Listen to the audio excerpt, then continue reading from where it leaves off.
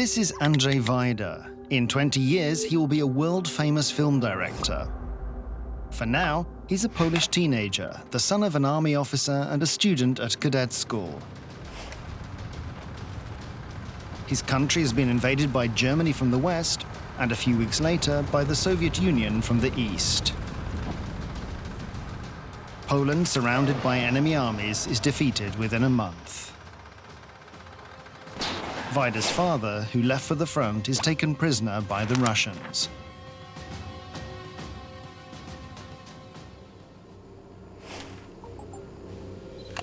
It's a difficult time for Andrzej and his family. The Germans take their apartment.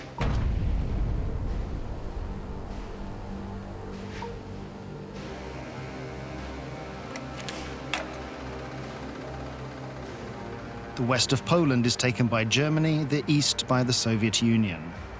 In the territories controlled by the Germans, racial laws are introduced.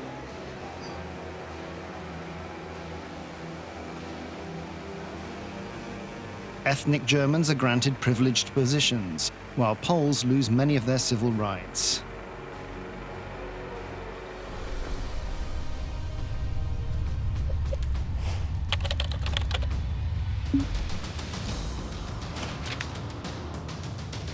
Wajda is forced to leave school and to hide his father's ceremonial weapons so that the Nazis don't find out that he's from an officer's family.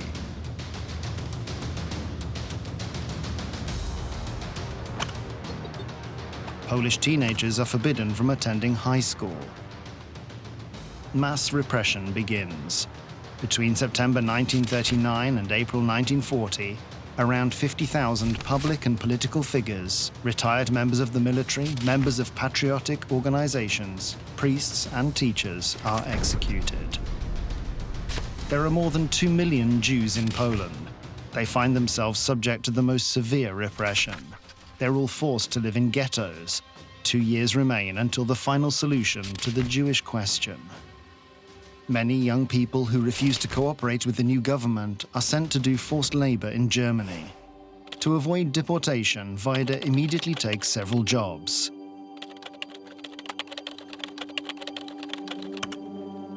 Some Poles join the collaborationist police force. They help Germans find underground activists and guard Jewish ghettos. In his free time, Wajda attends a special underground school.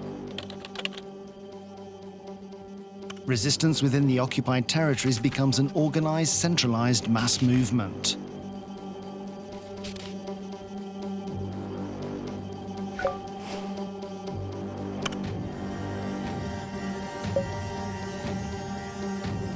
Through friends of his father, Wajda finds a way to join Armia Krajowa, one of the largest and most effective secret organizations. Armia Krajowa carries out a partisan war against the Nazis, creating diversions and hunting down collaborators.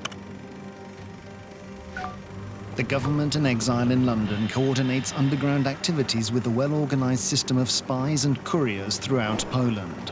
Wajda joins them. During this time, Andrzej learns nothing about his father's fate.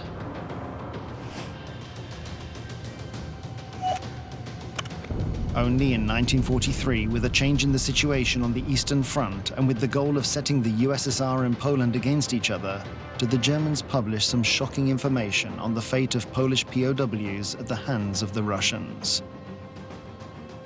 It turns out that there were mass shootings of Polish prisoners in 1940. Wajda finds his father's name among the list of those killed.